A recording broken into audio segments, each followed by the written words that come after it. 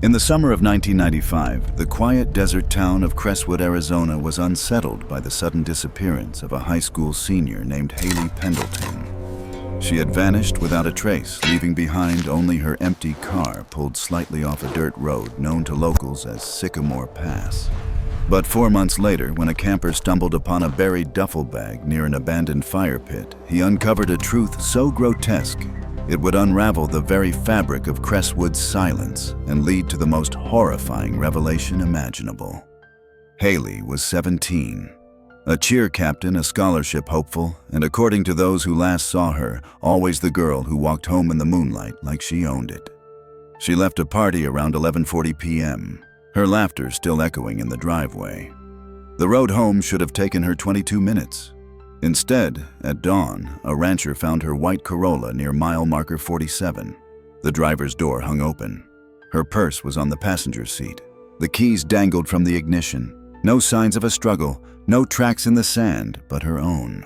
The morning heat had barely risen when the sheriff's office cordoned off the area. Locals gathered quiet and uneasy. It wasn't just that Haley was missing. It was the stillness of the scene, the silence of the open desert, the untouched vehicle, the radio humming low static, as if something had interrupted the natural rhythm of departure, something sudden, intentional. Her parents, Thomas and Judith Pendleton, clutched each other on the porch when the officers came. Judith asked what she always asked when Haley was late. Did she lose track of time again? She hadn't. Over the next 72 hours, the town transformed. Flyers blanketed utility poles. Classmates combed the brush off Highway 89. Volunteers gathered in the church basement, guided by maps marked with colored pins. Search dogs brought in from Phoenix caught a scent near the car, but it ended abruptly at the road's shoulder. That first week, no one suspected murder. Not yet. The sheriff's words echoed on the local AM broadcast. There's no indication of foul play. She may have wandered off. But teenagers don't wander into the desert barefoot, leaving behind their car, their purse, their life. In her bedroom, untouched since that night, her mother found a Polaroid tucked between the pages of a yearbook. Haley in her uniform holding up a plastic trophy. Written on the back in looping black ink, "Make it out. Win for me." The name signed at the bottom was smudged, but not unreadable. Sean. Sean Laramie was the boy every mother warned her daughter about, though not for the reasons you'd expect. On paper, he was harmless varsity track, a C average, the son of a local hardware store owner. He brought Haley flowers on Tuesdays. He walked her to cheer practice, waited in the bleachers, and drove her home even when she had her own car. His affection was constant. Too constant like the drone of cicadas in the desert heat background noise until it becomes unbearable. At the party on the night Haley vanished, Sean arrived late. Witnesses remembered his entrance. The music dipped briefly.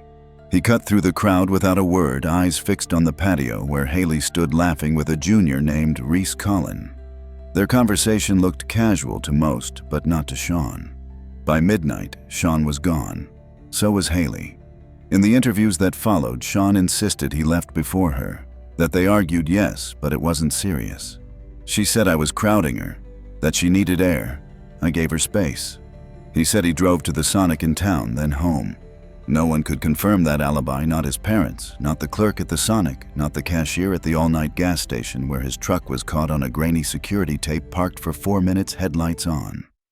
2 days later, deputies examined his vehicle. Nothing in the cab. No sign of a struggle. But in the truck bed beneath a discarded tarp, they found a roll of duct tape and a pair of work gloves with reddish stains, too faint to confirm on sight. They were sent for lab analysis. Sean's interviews grew tense. He asked if he was a suspect. He stopped answering calls. On the 4th day, his lawyer intercepted the sheriff's next visit with a simple phrase, "My client will not speak further." Then came the discovery inside the duffel bag found months later. The cheer jacket soaked in blood. Sean's fingerprints lifted from its collar and inner lining. It was the final fracture in his alibi. But something was off. There was no blood in Haley's car, no evidence she had been harmed near it, no tissue, no signs of a struggle, and most curiously, her shoes neatly tucked in the passenger footwell were clean. No sand, no blood, as though she'd taken them off voluntarily, somewhere safe, somewhere else. And yet Sean never once asked where she went, only why she left. Eric Weller wasn't popular, but he was visible, always on the edges of things. The kind of student teachers forgot to call on, who sat at the end of the lunch table, who lingered after class without reason. He was known mostly for being strange. In sophomore year, he gifted Haley a cassette tape labeled "For You Only." She never played it. By senior year, he shadowed her at games, took photos with a borrowed camcorder. In the background of cheer practice shots, he was always there, partially hidden.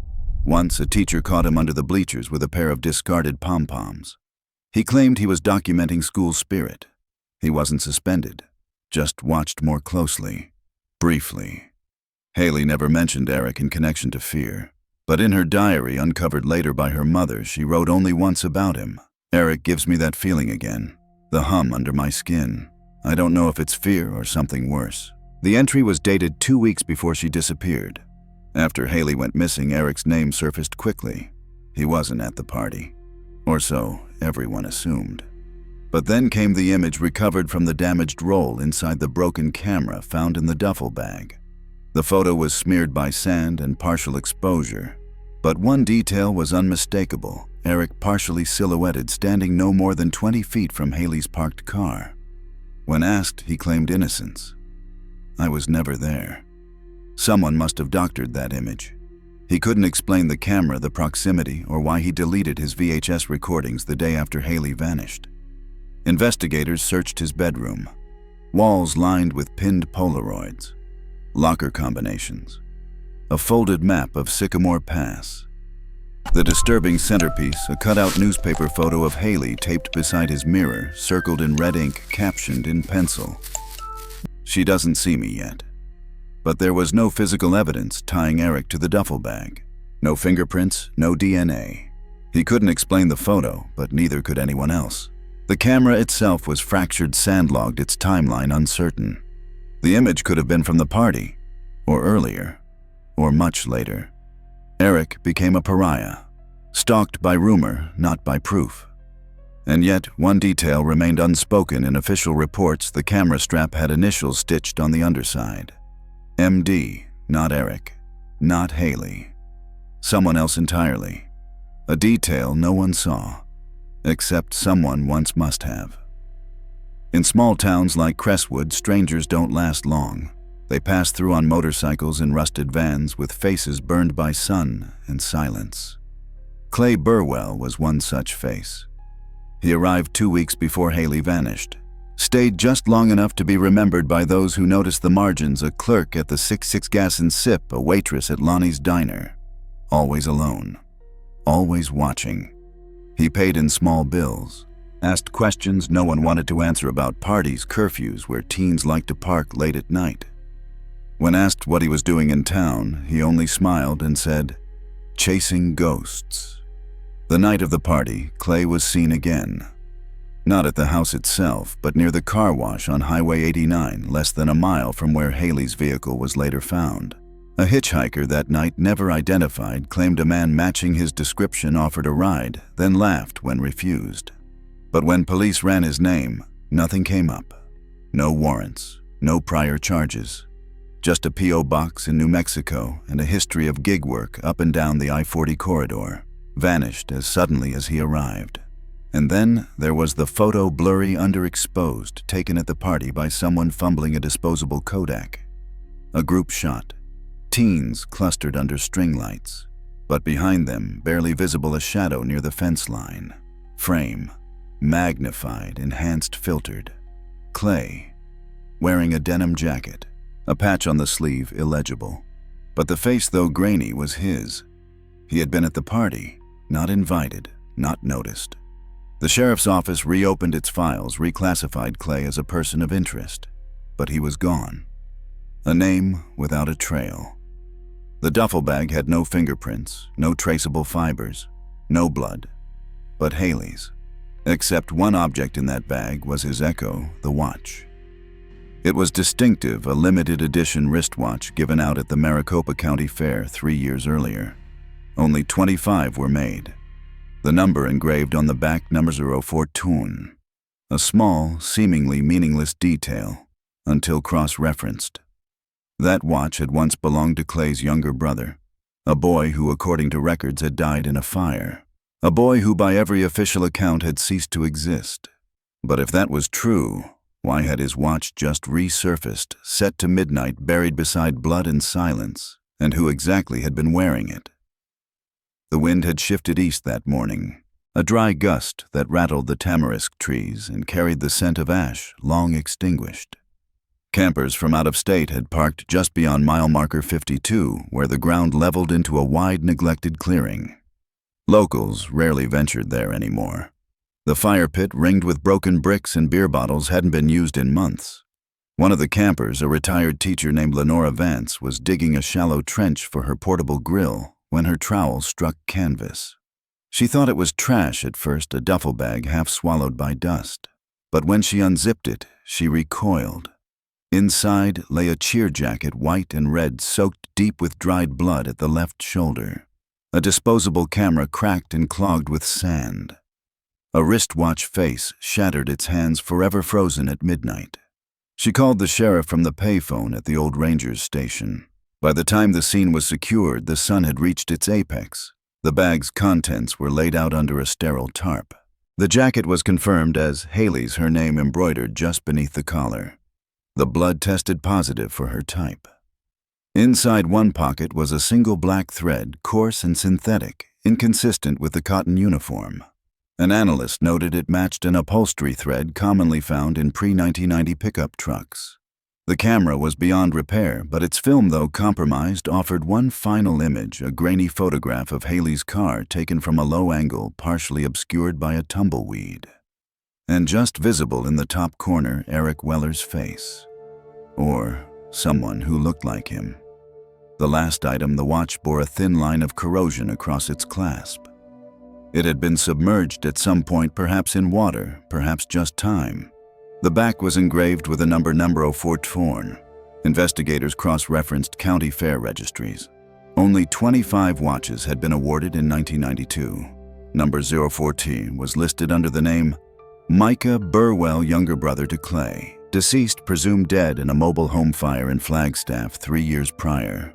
But what no one could answer was how Micah's watch, never reported stolen, never seen since, ended up buried in the desert beside Haley's jacket, beside a camera, beside silence. Or why the jacket bore Sean Laramie's fingerprints. Multiple layers, multiple truths, too many suspects, and still no body, no sign of Haley. Only a stillness in the earth and a watch stopped at midnight. The watch should have been meaningless. An old prize from a county fair, a trinket for kids who could throw darts with precision. But in Crestwood, nothing remained meaningless for long. When Detective Ward cross-checked the serial number etched into the back number 014, he uncovered a name buried under years of disuse. Micah Burwell, age 12, registered winner at the 1992 Maricopa County Fair. Micah had died, or so everyone believed. The fire that consumed the Burwell mobile home had been ruled accidental. His body was never recovered, assumed to have been incinerated in the collapse. Clay, the older brother, survived with burns on his arms. He told authorities that Micah had been in his room asleep and that the flames had spread too fast to save him. What remained of Micah were fragments of backpack melted beyond use, a scorched pair of sneakers, and a bone fragment never conclusively matched. The case was closed. Clay left Flagstaff soon after drifting through jobs, towns, identities. But now, in the dust of Crestwood, Micah's watch had reappeared, frozen in time, buried beside Haley's bloodied uniform. A ghost resurfacing with no explanation. Clay was nowhere to be found. His name came up again, faint as the outline of a shoe print, long faded. He'd worked briefly at a scrapyard 2 towns east, then disappeared. No forwarding address, no calls. The phone tied to his last job disconnected, his social trace ending in the fall of '94. The watch's internal mechanics were damaged, but one piece survived intact, a hairline fracture across the crystal glass with tiny embedded fibers from cotton white, possibly from a cheer uniform. Analysis showed the damage wasn't natural wear. It had been smashed, possibly in a struggle. possibly deliberately. The sheriff's department focused on Clay again, but a deeper search yielded something stranger. The address listed for Micah's posthumous belongings had been changed after the fire forwarded to a Crestwood P.O. box 3 months later. A name signed for the parcel, Mira Dalton. Not a family member, not a public official, just the school's quiet archivist. Unmarried, private, known for cataloging trophies, scanning yearbooks, and keeping meticulous records of student histories. She said little and few remembered her at all. But the records said enough. Mira had signed for the belongings of a dead boy, then lived in the same town where his brother briefly passed through, then watched unseen as another teenager vanished without a sound, all while keeping time. The fire that killed Micah Burwell had never been deeply questioned. No funeral, no burial, just a presumption based on charred remains and a brother's testimony. But fires have a way of hiding truth beneath ash, and ashes don't speak unless stirred. What the public record failed to note was the timing of the blaze. August 17, 1992, 1 week after the county fair. One day after Micah was last seen wearing his new watch, proud smiling in a photograph now faded in the county archives. What the investigation missed because no one looked was the social worker's final entry in the file, request for placement change denied. Mira D. offered temporary guardianship until sibling transfer resolved. The handwriting was rushed, the page unsigned, and the file tucked in a drawer labeled inactive was never revisited. Detective Ward pulled it 23 years later. There was no record of Mira Dalton ever applying for foster care licensing. No adoption papers. No visitation logs. And yet, for 4 months following the fire, Micah's medical prescriptions, antidepressants, burn ointment, sleeping aids were filled at a small pharmacy in Crestwood. All paid in cash, all signed for by M. Dalton. Micah Burwell had not died in that fire. He had disappeared into it. Someone had made him disappear, and Mira had helped. The boy never re-enrolled in school. No one recalled seeing a child in her home. But then again, Mira was forgettable by design. Her home nestled at the end of a cul-de-sac backed into dry brush and rusted fencing. Neighbors called her the yearbook lady. They remembered her for her cats, for her silence, not for a boy. But something lingered in the records. A single library card issued in 1993 under the name Mark Doyle. Age 14. Guardian listed M. Dalton. Address redacted. No school enrollment followed. No dental visits. No emergency calls. Just one more boy swallowed by the Arizona sun. What tied Mark Doyle to Micah Burwell? Nothing definitive, except the name a silent echo. The same initials, the same handwriting on a school permission slip for a photography club that met briefly in the basement of Crestwood High, where a young man took photos no one remembered posing for, of Haley, alone, laughing, walking to her car. Every image developed, every moment kept, in a box, in Mira Dalton's closet. Mira Dalton had worked at Crestwood High since 1984. She wasn't a teacher, nor a counselor, nor a librarian, though she often answered to all three. Her official title was Records and Preservation Specialist, a job that mostly involved scanning old trophies, tagging forgotten yearbooks, and organizing boxes that no one else wanted to touch. Students rarely spoke to her. Faculty barely acknowledged her, and that suited Mira just fine. She kept to a routine arrival at 7:10 a.m., tea in a cracked blue mug by 7:15, and hours spent cataloging the lives of others while hers disappeared behind dust and filing cabinets. She never took sick days, never left early, never invited anyone into her office. But Haley's best friend, Lauren McAdams, remembered something strange. 3 months before Haley vanished, Lauren had skipped class and wandered into the records room while looking for a quiet place to cry after a fight with her mother. She'd found Mira already there, seated in silence, holding an old photo of a cheer squad from 1990. She didn't look startled. She didn't speak right away. Then Mira had said something that lingered in Lauren's memory like the tail end of a nightmare. They always say girls lie, but boys lie better. You just can't see it in their eyes. At the time, Lauren didn't understand. She left without responding. Now, years later, the statement landed differently. A warrant was issued. Mira's office was searched. On the surface, it yielded nothing: boxes of outdated rosters, unlabeled VHS tapes, faded award ribbons. But behind a false panel in the closet wall, they found a rusted filing box.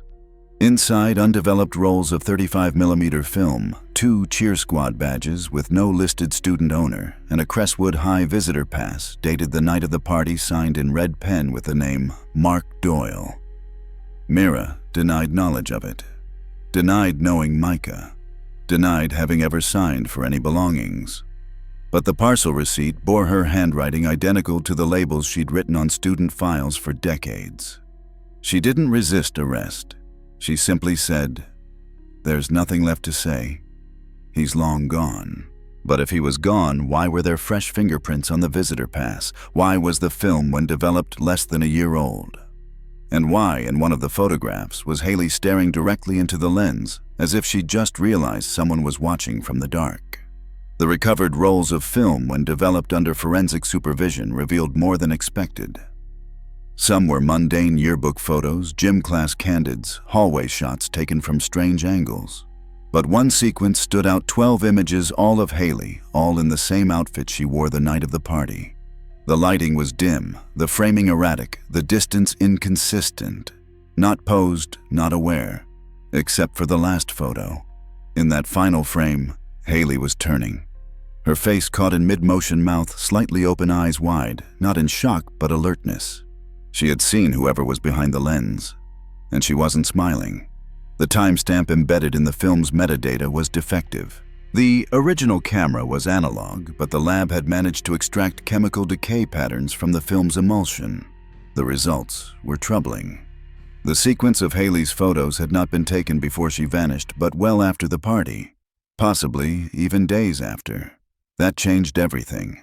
If Haley had been photographed after her supposed disappearance, it meant one of two things: either the date of her vanishing was wrong, or she had survived the initial night. Detectives returned to the watch, the one frozen at midnight. Forensics had initially assumed it broke during an assault, but a re-examination of the internal gears showed signs of deliberate tampering. The hour hand had been physically detached and repositioned. The scratch on the face, not from impact, but from a tool slipped while resetting the glass. Someone had wanted it to read midnight. Someone had built a false timeline. And then the visitor pass. The signature Mark Doyle. A name tied to no enrolled student, but the ink had not aged. Infrared testing revealed the pigment still fresh, no more than 4 months old. Mira had lied. Or she had protected someone who had lied. Worse still, the camera recovered in the duffel bag was not the same make as the one used to take Haley's photos. Different lens structure, different film type. Which meant there had been 2 cameras. One used to stalk, one used to record. The broken one left behind intentionally. The working one, still missing. The photo of Eric Weller near Haley's car. It may have been staged, or misdated, or simply irrelevant. A red herring caught in a storm of misdirection, because the truth was no longer about who had been near Haley. It was about who had orchestrated the scene she never escaped. There was no search warrant for Mira Dalton's home, not yet. But a judge shown the timeline irregularities and the visitor pass with the fresh ink authorized a limited search. Officers entered quietly just after dawn, hoping to find tax records, a camera, anything tying Mira to Mark Doyle. What they found was a museum of observation. Mira lived in quiet austerity, 1 rocking chair, 1 bed, 3 lamps. But in her second bedroom, what neighbors had once called her cat room, there were no signs of animals. Instead, there were boxes, labeled by year, by name. Inside photographs. Hundreds. Every homecoming, every science fair, every minor award ceremony. Names of students not connected to her job, some barely remembered. And then Haley. Repeatedly. The earliest photo dated back to 1990 when Haley was 12, standing beside a winning science project, unaware of the lens fixed on her from across the room. Then came the envelopes labeled MD. Inside, undeveloped negatives. A roll labeled simply Final 12. All were consistent with the film developed earlier, the last known images of Haley staring directly at the lens. A forensic match to the second camera, the one that had never been recovered. On a shelf beneath the negatives, officers found it, an Olympus Infinity twin. Old, intact, with sand still clinging to the ridges of its grip. The same sand found inside the duffel bag. Inside the camera, a final roll of film undeveloped. The officers paused. No one spoke. The only sound was the low whir of a fan in the hall and the faint groan of Mira's rocking chair still in motion. Developing the film took 36 hours. The images were low contrast, slightly underexposed. Most were of the desert at dusk, empty scrubland, tire tracks trailing off into nothing. And then, the last frame. It showed a cheer jacket, folded, placed neatly atop a shallow pit. The pit was already half filled with dirt. And to the right, the edge of a hand gloved, lifting a rock, no face. But behind the gloved hand, in the photo's far right margin, was a reflection, caught faintly in the curved glass of a truck's side mirror. Mira Dalton, not holding the camera, watching. But she wasn't alone. Behind her stood a young man, shoulders tense, face obscured. Only one detail stood out: a wristwatch. Metallic, tarnished. The number on its back would later read 044. The truth unraveled not with a scream, but with a whisper, a fragile detail buried in administrative debris. Following Mira's arrest, the school district released her archived materials for examination. Among them was a faded green ledger, its spine cracked pages stiff from age and dust. Most of the entries were mundane records of yearbook sales, photo print orders, volunteer hours logged. But near the back, under a torn divider labeled Alumni Correspondence, was a list of cash disbursements. One entry stood out: March 1995, $300. M. Doyle Equipment Repairs, dark room. It was unsigned. The only such note in the ledger. There hadn't been a dark room at Crestwood High since 1992. It had been closed after a water leak ruined the chemicals. Students knew this. Teachers knew it. But apparently, someone had quietly reopened it, maintained it, used it. Detectives returned to the old science wing. Behind a locked door down a corridor of defunct lockers, they found the room. Inside, trays stained with silver nitrate, an enlarger, expired fixer. The faint chemical scent of bleach and photo developer still clung to the air. On the wall hung a single photo. Haley. Again, but this one was different. She was sitting, not standing, eyes not wide in shock but vacant, her wrists beneath the table, face pale. She was alive but not aware, and behind her, blurred by depth, the figure of a young man. Back turned, hair short, posture narrow. The angle concealed his features, but not the watch. It was clear now Mira had not just protected Micah Burwell. She had raised him, hidden him under a false name, isolated him, directed him. They had formed a closed world of two, him the vanished boy taught to remain unseen, her the archivist of memories, the collector of images. And Haley had become their fixation. The victim of a plan born from obsession and control. Micah had not needed to stalk her at school. Mira had documented every detail of Haley's life. Photos, schedules, friends. He had come to know her without meeting her, until he had to meet her. Mira had orchestrated it, created the timeline, planted evidence, misdirected suspicion toward Sean, Eric, even Clay. The red herrings had all been hers. But what broke her control, what caused the final collapse, was simple. Haley had seen Micah, not just through the lens. In person. She had looked into the eyes of a ghost who wasn't supposed to exist, and she had recognized the lie. The final roll of film yielded one more photograph. It was dated, carefully etched with a fine-tip pen on the film canister, April 2nd. The image, once developed, showed a desert clearing bathed in early morning light. The ground was disturbed, freshly packed.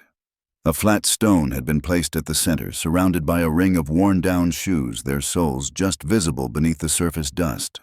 Among them, a pair of white sneakers with red trim. Haley's.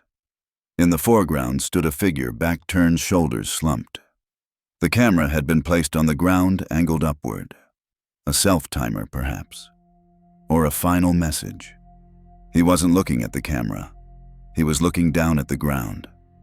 It was Micah, the young man who was never supposed to live, raised in silence, hidden behind filing cabinets and chemical trays, molded by Mira's quiet hands and colder heart. When officers located him, it was not with confrontation, but with quiet inevitability. He had been living under a new alias in a remote town near Winslow, working night shifts at a hardware store. No history, no ID, just cash pay and silence. He didn't run. When shown the photo, he looked at it for a long time, then asked only one question: did she suffer?